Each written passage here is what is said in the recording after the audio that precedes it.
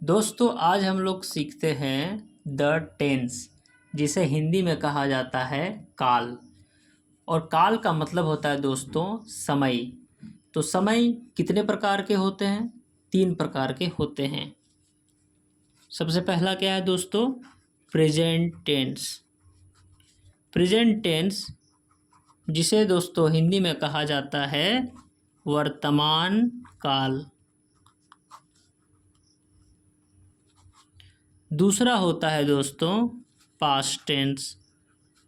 Past tense जिसे हिंदी में कहा जाता है भूतकाल, यानी कि जो बीता हुआ समय है।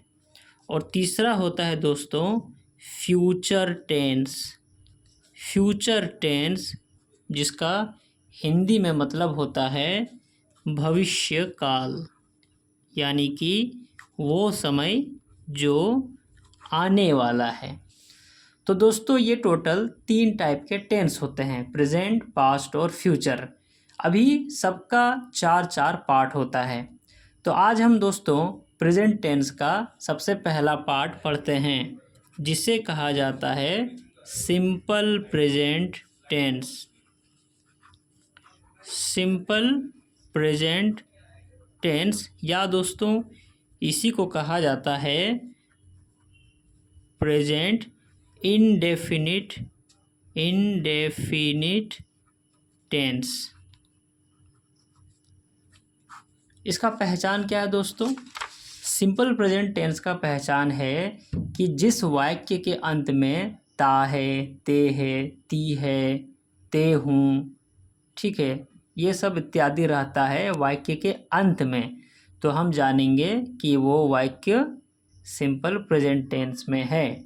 जिसका इसका एग्जाम्पल है दोस्तों, मैं खाना खाता हूँ। तो यहाँ पे हम लोग देख सकते हैं कि वाक्य के अंत में क्या है? ता हूँ। तो मतलब ये सिंपल प्रेजेंट टेंस है। अभी मैं क्या है दोस्तों? ये सब्जेक्ट है।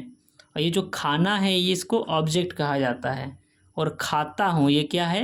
वर्ब है। तो हम लोग सीखते हैं कि इसका अंग्रेजी में अनुवाद कैसे किया जाता है।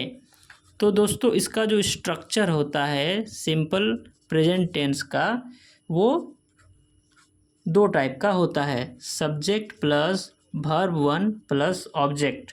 और दूसरा होता है दोस्तों subject plus verb 1 plus S या ई एस प्लस ऑब्जेक्ट।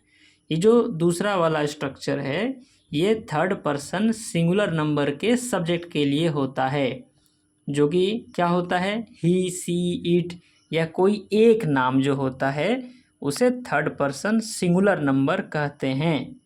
तो मैं खाना खाता हूँ, मैं क्या है? सब्जेक्ट है। तो सबसे पहले दोस्तों हम लोग जानते हैं कि मैं 3rd पर्सन सिंगुलर नंबर का सब्जेक्ट नहीं है, तो इसमें ए नंबर वाला स्ट्रक्चर का यूज़ होगा। तो इसका इंग्लिश क्या हो जाएगा दोस्तों? सबसे पहले सब्जेक्ट, तो मैं का इंग्लिश आई, उसके बाद वर्ब 1, तो खाता हूँ मतलब खाना, खाना का इंग्लिश ईट हो जाएगा। उसके बाद ऑब्जेक्ट क्या है यहाँ पे? खाना, खाना का इंग्लिश यहाँ पे फूड लिख सकते हैं। तो मैं खाना खाता हूँ, इसका अंग्रेजी क्या हो जाएगा? आई ईट फूड। अभी दूसरा देखते हैं दोस्तों। दूसरा है, मान लीजिए एग्जाम्पल एक, राम स्कूल जाता है। तो दोस्तों लास्ट में हम देख सकते हैं कि वाक्य के अंत में ता है, यहाँ पे है। तो ये सिंपल प्रेजेंट टेंस का एक सेंटेंस है। तो राम स्कूल जाता है, राम सब्जेक्ट है, जाना क्या है? वर्ब है, और स्कूल ऑब्जेक्ट है। तो Ram 3rd person singular number का सब्जेक्ट है, तो हम लोग बी नंबर वाला स्ट्रक्चर यूज़ करेंगे। तो इसका ट्रांसलेशन हो जाएगा राम, और यहाँ पे जाना का क्या होता है? गो, लेकिन यहाँ पे वर्ब 1 प्लस एस या ई एस, तो गो में ई एस ऐड हो जाता है, गोज़। उसके बाद स्कूल का इंग्लिश क्या होता है? स्कूल। लेकिन क्या ये सेंटेंस कंप्लीट है? नहीं है। तो इसका हो जाएगा राम गोज़ टू स्कूल, अभी ये कंप्लीट है। अभी आप लोग बताइए दोस्तों एक ट्रांसलेशन कि मोहन गाना गाता है, इसका अंग्रेजी अनुवाद क्या होगा? कमेंट सेक्शन में बताइएगा।